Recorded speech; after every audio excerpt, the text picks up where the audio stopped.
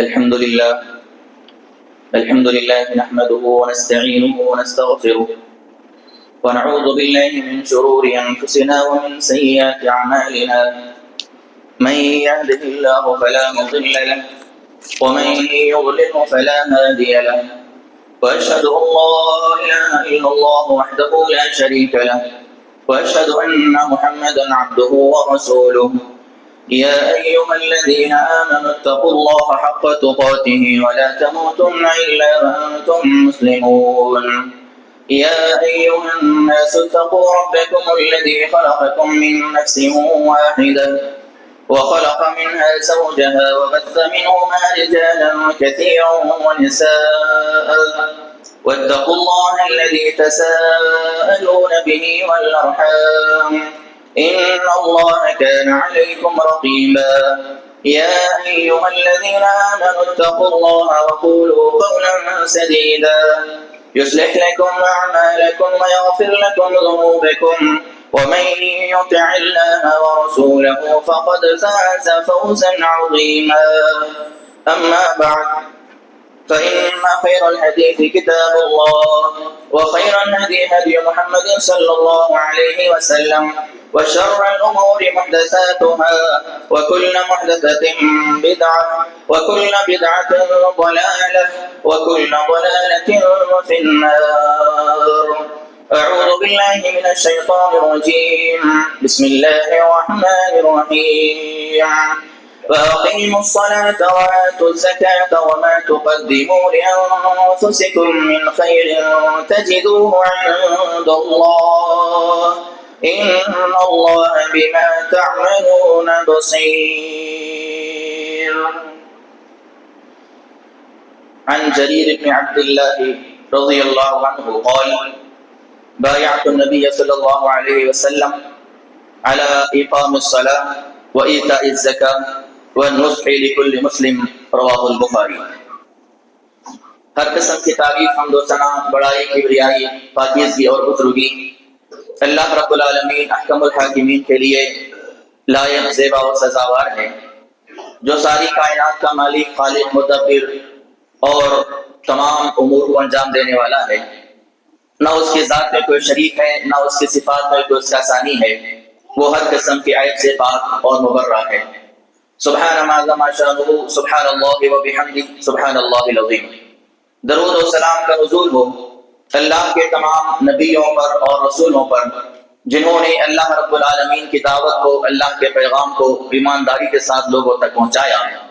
خصوصاً میرے اور آپ کے آخری نبی احمد مصطفیٰ، محبوب کبریا، پیغمبر رب السما محمد الرسول اللہ صلی اللہ تعالی علیہ وعلی آلہ واصحابہ وبارک وسلم پر، کہ جنہیں اللہ رب العالمین نے ساری کائنات والوں کے لیے نبی اور رسول بنا کر بھیجا، اور جن کی رسالت و نبوت قیامت کی صبح تک باقی رہنے والی ہے. اللہم صلی علی محمد وعلی آل محمد کما صلیت علی ابراہیم وعلی آل ابراہیم انک حمید مجید. اللہم بارک علی محمد وعلی آل محمد کما بارکت علی ابراہیم وعلی آل ابراہیم انک حمید مجید. محترم سامعین کرام، بزرگوں، نوجوان ساتھیوں اور اسلامی ماں اور بہنوں، آج میں آپ حضرات کے سامنے جس عنوان کے تحت بات کرنے کے لیے کھڑا ہوں وہ عنوان ہے زکوٰۃ. اس کے احکام اور اس کے کچھ مسائل انشاءاللہ آپ حضرات کے سامنے پیش کیے جائیں گے. یہ بہت ہی بڑا عنوان ہے اور اس کے اندر بے شمار مسائل ہیں، بے شمار احکامات ہیں، لیکن بنیادی جو چیزیں ہیں وہ انشاءاللہ آپ حضرات کے سامنے بیان کر دوں گا تاکہ حقیقی طور پر زکوٰۃ کا کیا مفہوم ہے اور اس کے کیا مسائل ہیں اور بنیادی طور پر اس کے کیا احکامات ہیں، آپ لوگوں کو اس بات کا علم ہو جائے. سب سے پہلے زکوٰۃ کی تعریف آپ سمجھ لیں. زکوٰۃ اصل میں لغوی اعتبار سے دیکھا جائے تو اس کا معنی ہوتا ہے بڑھنا یا پاک و صاف کرنا. یہ دونوں معنی اس کے ہوتے ہیں. زکوٰۃ کے معنی کسی چیز کی بڑھوتری، اضافہ، اور اس کا دوسرا معنی ہے پاکیزگی اور صفائی. اور یہ دونوں چیزیں ہمیں قرآن و سنت کے اندر ملتے ہیں. اللہ کے رسول صلی اللہ رب العالمین نے ارشاد فرمایا کہ خذ من اموالہم صدقہ وتطہرہم وتزکیہم. اے نبی کریم صلی اللہ علیہ وسلم، آپ لوگوں سے ان کے مال کو زکوٰۃ کے طور پر لے لیجئے اور اس کے ذریعے آپ ان کی صفائی کیجئے. لِتُزَكِّيهِمْ تاکہ ان کی صفائی آپ کریں اور ان کو پاک و صاف آپ کریں۔ تو زکوٰۃ کے ادا کرنے سے یہ بات معلوم ہوئی کہ ہمارے مال کی، ہمارے جسم کی، ہمارے ارواح کی پاکیزگی اور صفائی ہو جاتی ہے۔ اسی لیے اس کا لفظی معنی ہی پاکیزگی اور صفائی ہے، اور اس کا معنی بڑھوتری اس حساب سے ہے کہ ہر سال ہم جب زکوٰۃ کا مال دیتے ہیں، اللہ رب العالمین نے قرآن مجید کے اندر بھی اس بات کا تذکرہ کیا کہ زکوٰۃ اپنے اموال میں سے نکالنے سے، زکوٰۃ کا مال دینے سے مال میں کمی واقع نہیں ہوتی، بلکہ اللہ تعالیٰ اس مال میں اضافہ کرتا ہے اور اس مال میں بڑھوتری عطا فرماتا ہے۔ تو زکوٰۃ کا بنیادی معنی اگر دیکھا جائے تو یہ بات سمجھ میں آ جاتی ہے کہ اس کا مقصد کیا ہے، زکوٰۃ کیوں دیا جانا چاہیے۔ زکوٰۃ نہ دینے والے اس بات پر غور کریں، جو لوگ زکوٰۃ نہیں دیتے ہیں نہ ان کے مال کی صفائی ہوتی ہے، نہ ان کے جسموں کی صفائی ہوتی ہے، اور نہ ہی ان کے مال میں اللہ تعالیٰ کی جانب سے خیر و برکت نازل ہوتی ہے۔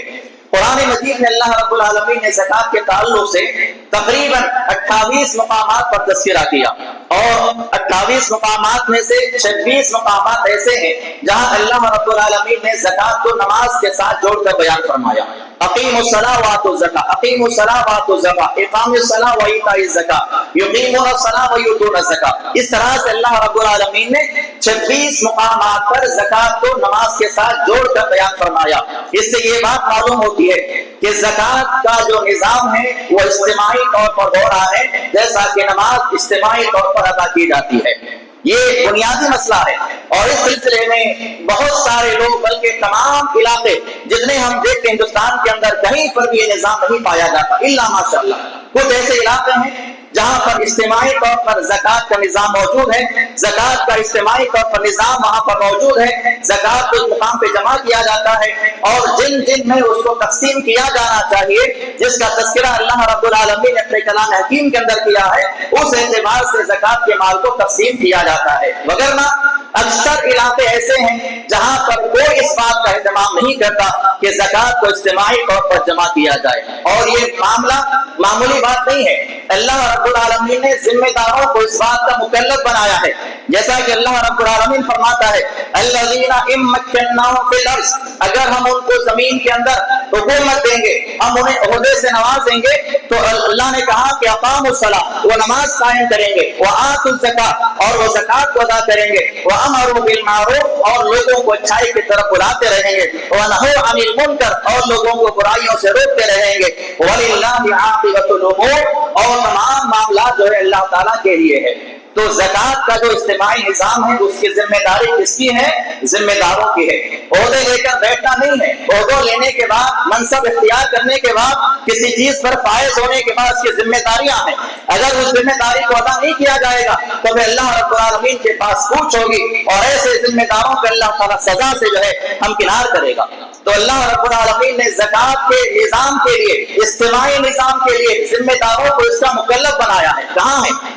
آپ اوپر سے نیچے تک کا تمام جمعیات کا، تمام علاقوں کا جائزہ لیں، کہیں پر بھی آپ کو اجتماعی زکوٰۃ کا نظام نظر ہی نہیں آئے گا۔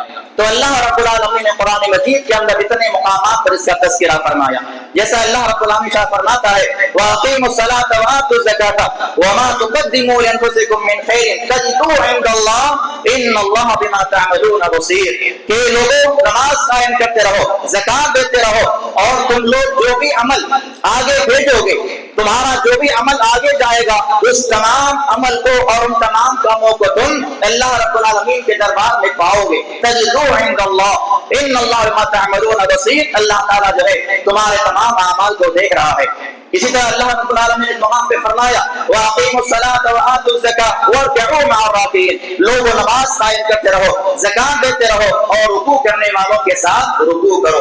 آپ قرآن مجید کا جائزہ لیں، قرآن مجید کا مطالعہ کریں، آپ کو یہی بات پتہ چلے گی کہ اللہ رب العالمین نے اکثر مقامات پر نماز کے ساتھ ہی جو ہے زکوٰۃ کا تذکرہ فرمایا ہے۔ اس کے علاوہ اللہ کے رسول صلی اللہ علیہ وسلم بیان فرماتے ہیں، بڑی مشہور حدیث ہے، بخاری مسلم کی روایت ہے، اللہ کے نبی نے فرمایا کہ بني الاسلام علی خمس شہادت لا الہ الا اللہ وان محمد رسول اللہ، کہ اسلام کی بنیاد 5 چیزوں پر رکھی گئی ہے، کلمہ شہادت کا اقرار کرنا، نماز قائم کرنا، زکوٰۃ کا ادا کرنا، رمضان کے روزے رکھنا، اور حج بیت اللہ کا فریضہ انجام دینا۔ تو زکوٰۃ اسلام کے بنیادی ارکان میں سے ایک رکن ہے. جو اس کو ادا کرتا ہے گویا کہ وہ اسلام کو صحیح طور پر مانتا ہے اور اسلام پر صحیح طور پر چلتا ہے. اور جو زکات کو ادا نہیں کرتا گویا کہ وہ اسلام کے ایک رکن کا انکاری ہے. اور اللہ رسول صلی اللہ علیہ وسلم نے فرمایا جو زکات کا انکاری ہوگا وہ جہنم میں داخل کیا جائے گا. مانع الزکات یوم القیامت فی النار. زکات کا انکار کرنے والا یا زکات کو نہ دینے والا قیامت کے دن جہنم کے اندر داخل کیا جائے گا. اسی طرح حضرت جریر بن عبداللہ رضی اللہ عنہ بیان فرماتے ہیں کہ بایعت النبی صلی اللہ علیہ وسلم، ہم نے اللہ کے رسول صلی اللہ علیہ وسلم کے ہاتھ پر اس بات کی بیعت کی کہ علی اقام الصلاۃ، ہم نماز قائم کریں گے، وایتاء الزکات، زکات کو ادا کریں گے، والنصح لکل مسلم، اور ہر مسلمان کے ساتھ خیر خواہی کا معاملہ کریں گے، ہر مسلمان کے ساتھ اچھائی کا برتاؤ کریں گے، ہر مسلمان کے ساتھ اچھائی کا جو ہے رویہ اختیار کریں گے. ان باتوں پر ہم نے اللہ کے رسول صلی اللہ علیہ وسلم سے ہم نے بیعت فرمائی ہے. اس کے علاوہ زکات کی فضیلت کیا ہے؟ اللہ کے رسول صلی اللہ علیہ وسلم کے پاس ایک آدمی آتا ہے، ان اعرابی، جو دیہاتی آدمی تھا، وہ آتا ہے اور کہتا ہے اے رسول صلی اللہ علیہ وسلم دلنی علی عمل اذا عملته دخلت الجنہ، آپ مجھے ایسا عمل بتائیے اگر میں وہ عمل کروں تو اللہ تعالیٰ مجھے جنت میں داخل فرما دے. اللہ کے رسول صلی اللہ علیہ وسلم نے بیان فرمایا تعبد اللہ لا تشرک به شیئا، تم اللہ کی عبادت کرو، اس کے ساتھ کسی کو شریک نہ کرو، وتقیم الصلاۃ المکتوبہ، اور اللہ رب العالمین نے تم پر 5 وقت کی جو نمازیں فرض کی ہیں ان کو ادا کرو، وتؤدی الزکاۃ المفروضہ، اور جو فرض زکات تم پہ اللہ تعالیٰ نے متعین کی ہے اس کو ادا کرتے رہو، وتصوم رمضان، اور رمضان کے روزے رکھو. یہ 4 باتیں اللہ کے رسول صلی اللہ علیہ وسلم نے اس آدمی کو بتائی تو اس نے کیا کہا؟ والذی نفسی بیدہ لا ازید علی ھذا، قسم اس ذات کی جس کے ہاتھ میں میری جان ہے میں ان باتوں میں نہ اضافہ کروں گا نہ کمی کروں گا. جب وہ پیٹ پھیر کر جانے لگا، فلما ولا، جب وہ پیٹ پھیر کر جانے لگا، قال النبی صلی اللہ علیہ وسلم، اللہ کے رسول صلی اللہ علیہ وسلم نے فرمایا من سرہ ان ينظر الى رجل من اہل الجنۃ فلينظر الى ھذا، جو اس بات کی خواہش کرتا ہے کہ وہ روئے زمین پر جنتی آدمی کو دیکھنا چاہتا ہے تو اس کو دیکھ لے. تو زکات کے ادا کرنے سے اللہ تعالیٰ جنت میں داخل فرماتا ہے. زکات کا معاملہ جو ہے بہت ہی زیادہ گمبھیر ہے اور زکات نہ دینے والوں کے لیے اللہ رب العالمین نے بہت سخت وعیدیں نازل فرمائی ہیں. زکات کا نصاب کا جہاں تک معاملہ ہے، اس سلسلے میں بہت سارے لوگوں کو یہ باتیں معلوم ہے کہ جہاں تک معاملہ سونے کا ہے تو سونا اگر کسی کے پاس 7.5 تولہ سونا ہے، 7.5 تولے سے کم میں زکات فرض نہیں ہے. اگر کسی کے پاس 2 تولے ہے، 4 تولے ہے، 5 تولے ہے، اس سے زکات فرض نہیں ہے. کسی کے پاس اگر 7.5 تولہ سونا ہے یا اس سے زائد جو بھی سونا ہے اس پر زکات فرض ہے. یا تو وہ سونا ہی نکال کے زکات کے طور پر دے دے 2.5%، یا پھر اس کا جو قیمت بنتی ہے. اگر اور قیمت کا معاملہ کیسا ہے، آپ آج کے تاریخ میں اگر جو قیمت ہے، جو ریٹ ہے سونے کا، بیچنے کا جو ریٹ ہوگا اس کے اعتبار سے زکات نکالی جائے گی، خریدنے کے اعتبار سے نہیں. اگر جو سونا آج خریدنے جائیں گے اس کا ریٹ زیادہ ہوگا. ہمارا جو سونا ہے اگر ہم آج اس کو بازار میں بیچیں گے تو کیا قیمت آتی ہے، اس قیمت کا اعتبار کرتے ہوئے اس میں سے 2.5% زکات کو نکالا جائے گا. یعنی 100 روپے میں 2.5 روپے، بہت کم اللہ رب العالمین نے جو ہے نصاب متعین کیا ہے، لیکن اس نصاب کو بھی ادا کرنے میں مسلمان جو ہے کتراتے ہیں. اسی طرح جہاں تک معاملہ چاندی کا ہے تو یہ چاندی 52.5 تولے چاندی ہونا ہے، اس سے کم میں زکات کسی پر واجب نہیں ہے. جہاں تک معاملہ کاروبار کا ہے، نقدی پیسوں کا ہے، کسی کے پاس نقدی پیسے ہے، چاہے وہ گھر میں ہو، چاہے وہ بینک میں ہو، سیونگ اکاؤنٹ ہو، کرنٹ اکاؤنٹ ہو، کوئی بھی معاملہ ہو، جو پیسہ آپ کے پاس ہے تو ان تمام پیسوں کا اعتبار جو ہے چاندی کے اعتبار سے کیا جائے گا، سونے کے اعتبار سے نہیں. چاندی کا اعتبار کیا جائے گا. آج کے دور میں اگر ہم چاندی بیچنے جائیں گے اس کی جو قیمت آتی ہے اس اعتبار سے ہمارے پورے کرنسی کا حساب اور کتاب کیا جائے گا، اور اس اعتبار سے اگر وہ چاندی کا معاملہ اور چاندی کی رقم 52.5 تولے چاندی کے برابر ہوتی ہے تو اس پیسے میں سے 2.5% زکات کو نکالا جائے گا. اس کے علاوہ کھیتی باڑی کا معاملہ ہے اور اس کے ساتھ ساتھ جانوروں کے بھی بہت سارے زکات کے احکامات ہیں. یہ چیزیں ہمارے لیے ضروری نہیں ہیں، اس لیے انشاءاللہ اس کی باتیں کبھی موقع ملے گا تو ذکر کی جائیں گی. زکات کن چیزوں پر فرض ہے؟ زکات جو ہے سونے پر فرض ہے، اسی طرح چاندی پر فرض ہے، اور تجارت کے مال پر، جتنا کاروبار کا مال ہوتا ہے اس پر زکات فرض ہے.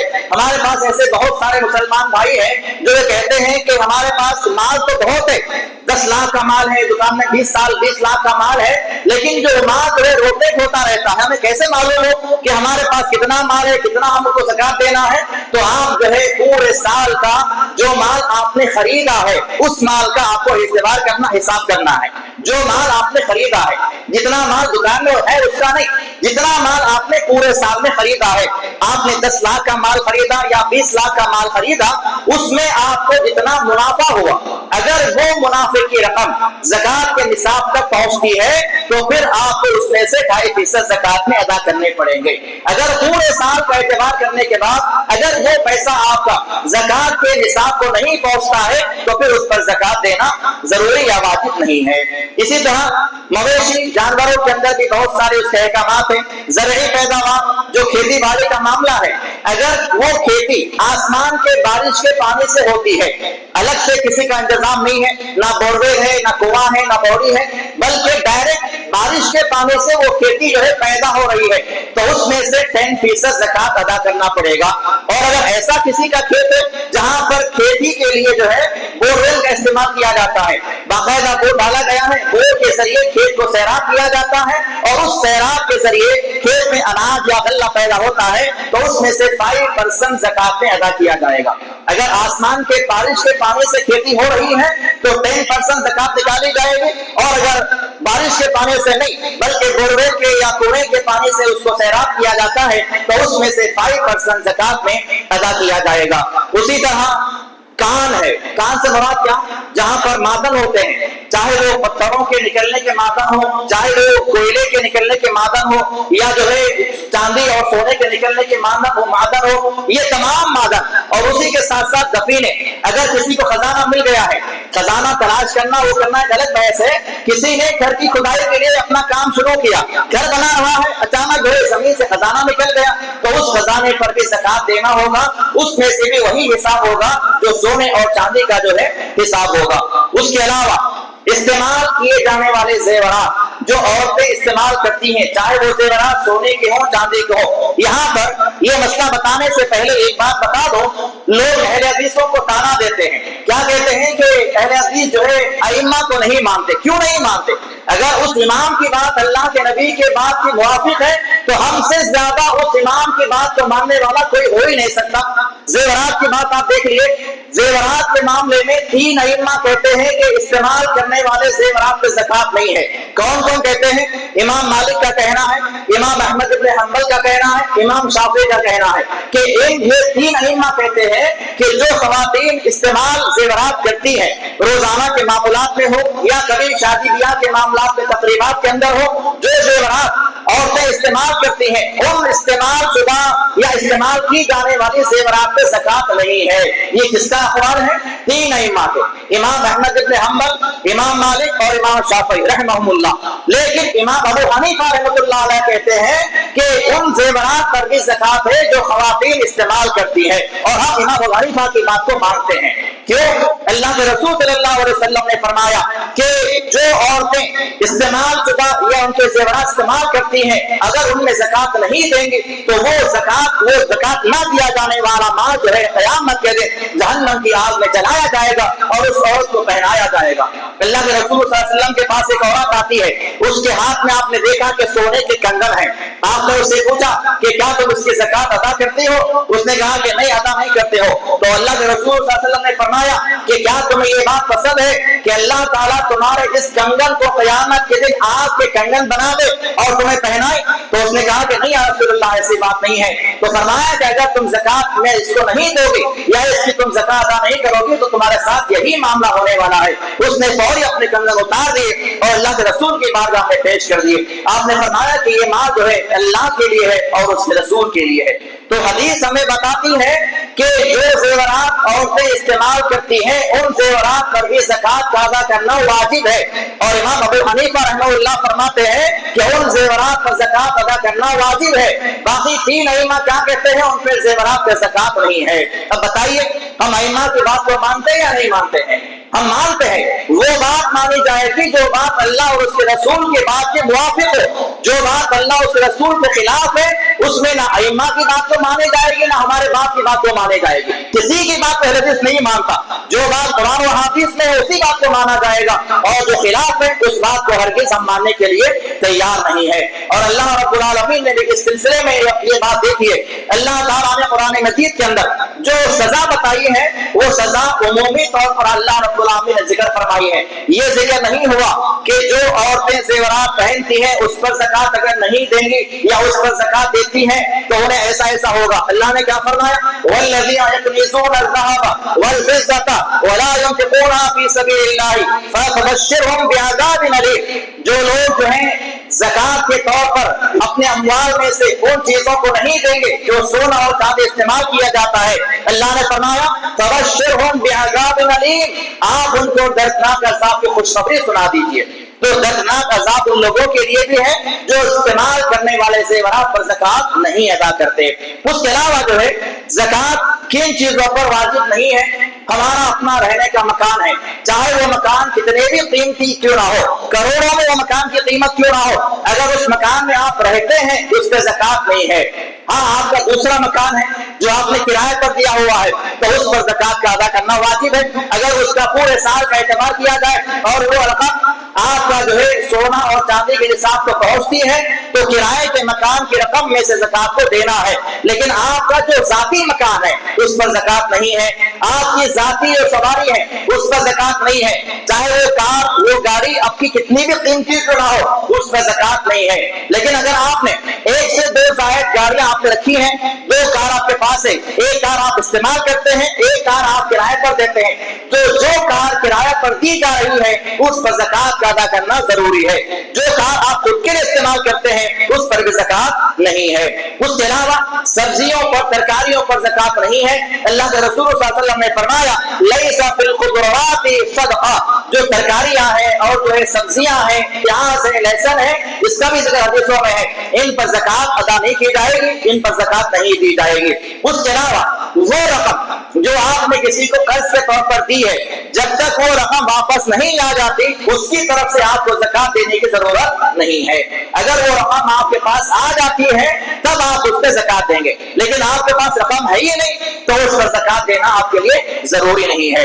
اس کے علاوہ جو ہے ان تمام زکات کے معاملات کے اندر جو ہے یہ چیزیں شامل ہے۔ اب زکات کے مستحقین کون ہیں؟ یہاں پر بہت بڑا معاملہ جو ہے اللہ رب العالمین نے بیان فرمایا، زکات کن کو دی جائے گی اور کن کو نہیں دی جائے گی یہ بھی معاملات ہے۔ اللہ رب العالمین نے فرمایا سورہ توبہ کے اندر انما الصدقات للفقراء والمساکین والعاملین علیہا والمؤلفۃ قلوبهم وفی الرقاب والغارمین وفی سبیل اللہ وابن السبیل۔ 8 لوگ ہیں، 8 قسم کے لوگ ہیں جن کو زکات کا مال دیا جائے گا، یہ زکات کے مستحقین میں شامل ہے۔ سب سے پہلا زکات کا مال اس کو دیا جائے گا جو فقیر ہو۔ فقیر کسے کہتے ہیں؟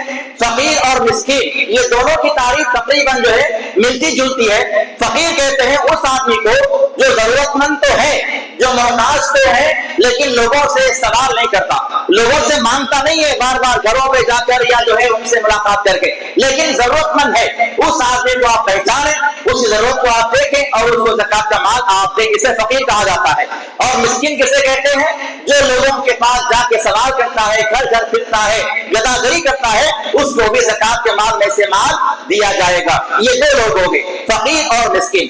تیسرا ہے والعاملین علیہا، جیسا کہ میں نے شروع میں کہا اجتماعی طور پر زکات کا نظام جہاں پر ہوتا ہے وہاں پر جو ہے زکات وصول کرنے کے لیے کچھ لوگوں کو مقرر کیا جاتا ہے کہ آپ اتنے لوگ جو ہے فلاں ایریا میں جاؤ، وہاں سے لوگوں کے پاس سے زکات کا مال وصول کر کے لاؤ۔ تو جو زکات کے مال وصول کرنے والے لوگ ہیں ان کو بھی زکات کے مال میں سے زکات دینی چاہیے، اگرچہ کہ وہ لوگ اس کے مستحق نہیں ہیں، نہ وہ غریب ہے، نہ فقیر ہے، نہ مسکین ہے، لیکن اگر ان لوگوں نے زکات کا مال لوگوں سے وصول کیا ہوا ہے، تمام لوگوں سے مال کو جمع کر کے لا کے جمع کیا بیت المال کے اندر، تو ان کو بھی زکات کے مال میں سے مال دیا جائے گا۔ 3 ہو گئے، والعاملین علیہا۔ چوتھا ہے والمؤلفۃ قلوبہم، تعلیف قلب کے لیے۔ یہ تعلیف قلب کیا ہے؟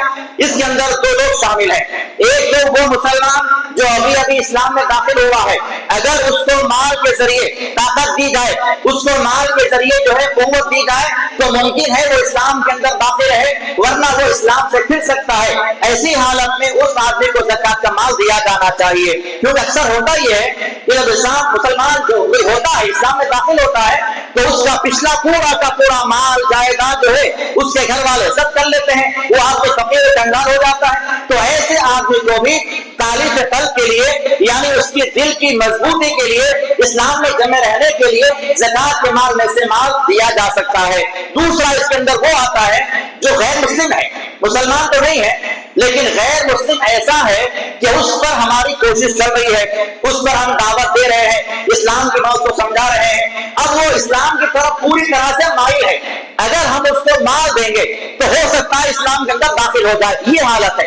تو اس صورت میں بھی اس غیر مسلم کو بھی زکات کے مال میں سے مال دیا جائے گا، ورنہ عام غیر مسلم کو زکات کا مال نہیں دیا جائے گا۔ جو 4 ہو گئے تعلیف قلب۔ اسی طرح 5واں ہے وفی الرقاب، غلام کو آزاد کرنے میں، گردن چھڑانے میں۔ بہت سارے مسلمان نوجوان مسلمان بھائی جو ہے قیدوں میں بند ہے، جیلوں میں بند ہے، جو بے قصور ہیں، ان کا کوئی قصور نہیں ہے، تو ایسے لوگوں کے لیے منظم طور پر زکات کا مال جمع کیا جائے اور ان کی رہائی کے لیے انتظامات کیے جائے۔ یہ بھی زکات کے مال میں سے کیا جانا چاہیے، یہ زکات کا مصرف ہے اور وہ اس کے مستحق ہے۔ اسی طرح والغارمین، کوئی قرضدار ہے، اتنا زیادہ قرضہ ہو چکا ہے کہ اس کا قرضہ ادا کرنے کا اس کے پاس کوئی انتظام نہیں ہے، تو اس آدمی کو بھی قرضہ ادا کرنے کے لیے زکات کے مال میں سے مال دیا جائے گا۔ اسی طرح 7واں ہے وفی سبیل اللہ، اللہ کے راستے میں۔ اللہ کے راستے کے اندر کیا ہے؟ جہاد پر جانے والے جو فوج ہوتی ہے ان کو زکات کا مال دیا جائے گا۔ جو اللہ رب العالمین کے راستے میں دعوت کا کام کرنے والے علماء ہیں، دعات ہیں، مبلغین ہیں، ان کو زکات کے مال میں سے مال دیا جا سکتا ہے۔ جو مدارس ہے جہاں پر اللہ اس رسول کی تعلیمات سکھائی جاتی ہیں، ان کو بھی زکات کے مال میں سے مال دیا جا سکتا ہے۔ یہ ہو گئے 7۔ اسی طرح 8واں ہے ابن السبیل، مسافر آدمی۔ حالانکہ وہ مسافر اپنے گھر میں کروڑپتی ہے، لیکن مسافر ہونے کی وجہ سے اس کے پاس فی الحال مال ختم ہو گیا ہے، کسی وجہ سے بھی کیوں نہ ہو، چاہے وہ مال گم گیا ہو، چوری ہو گیا، کچھ بھی ہو گیا ہو، حالانکہ وہ اپنے گھر میں مالدار ہے، کروڑپتی ہے، لیکن اگر وہ مسافر سفر کی حالت میں اس کا مال ختم ہو جاتا ہے تو اس کو زکات کے مال میں سے مال دیا جا سکتا ہے، اتنا مال کہ وہ اپنے گھر تک آرام کے ساتھ پہنچ جائے۔ تو یہ 8 مدات اللہ رب العالمین نے قرآن مجید میں بیان فرمائے ہیں، ان کے علاوہ کسی کو بھی زکات کا مال نہیں دیا جائے گا۔ صدقات اللہ نے فرمایا للفقراء، فقیروں کے لیے، مسکینوں کے لیے، اور زکات کا مال وصول کرنے والوں کے لیے، تعلیف قلب کے لیے، غلاموں کی آزادی کے لیے، قرض داروں کے لیے، اللہ کے راستے میں، اور مسافروں کو۔ اللہ نے فرمایا فریضۃ من اللہ، یہ اللہ کی جانب سے کیا احکامات نازل کرتا جو ہے فریضہ ہے اور اس کے احکامات ہے، واللہ علیم حکیم، اللہ تعالیٰ جو ہے جاننے والا اور حکمت والا ہے۔ اب اسی طرح سے وہ لوگ جو زکات کے مستحق نہیں ہیں، یہ جو زکات کے مستحقین ہو گئے، اب وہ کون لوگ ہیں جو زکات کے مستحق نہیں ہے، چاہے وہ کتنے بھی جو ہے غریب اور مسکین کیوں نہ ہو، ان کو زکات کے مال میں سے مال نہیں دیا جائے گا۔ سب سے پہلے اللہ کے رسول صلی اللہ علیہ وسلم کی آل اور اولاد، وہ تو ہمارے پاس نہیں ہے، یہ معاملہ ختم ہو گیا۔ دوسرا ہے غیر مسلم، کسی بھی غیر مسلم کو زکات کا مال نہیں دیا جائے گا، لیکن تعلیف قلب کے لیے دینا جائز ہے، جیسا کہ میں نے واضح کر دیا۔ تیسرا جو ہے کسی مالدار آدمی کو زکات کا مال نہیں دیا جائے گا، ماں باپ میں زکات کا مال نہیں دیا جائے گا۔ اگر ہمارے والدین، ہم جو ہے مالدار ہیں، ہمارے والدین جو ہے غریب ہیں، تب بھی زکات کا مال ماں باپ کو نہیں دیا جائے گا۔ اللہ کے رسول صلی اللہ علیہ وسلم کے پاس ایک صحابی آتے ہیں، کہتے ہیں یا رسول اللہ، میں اتنا زیادہ مالدار ہوں، میرا باپ جو غریب ہے، تو کیا میں زکات کے مال میں سے اس کو دو؟ آپ نے فرمایا کہ تو اور تیرا مال سارا کا سارا اسی کا ہے، الگ سے جو ہے زکات کا مال دینے کی ضرورت ہی نہیں ہے، جو پاکیزہ مال ہے وہ تیرے باپ کا ہی ہے، تو بھی تیرے باپ کا ہے، تیرا مال بھی تیرے باپ کا ہے، اسی لیے ماں باپ کو زکات کے مال میں سے مال نہیں دیا جائے گا، اولاد کو زکات کے مال میں سے مال نہیں دیا جائے گا۔ ہم اگر مالدار ہیں، ہمارا بیٹا غریب ہے، ہماری بیٹی غریب ہے، تو اس کو زکات کے مال میں سے مال نہیں دیا جائے گا۔ اسی طرح بیوی کو بھی زکات کے مال میں سے مال نہیں دیا جائے گا۔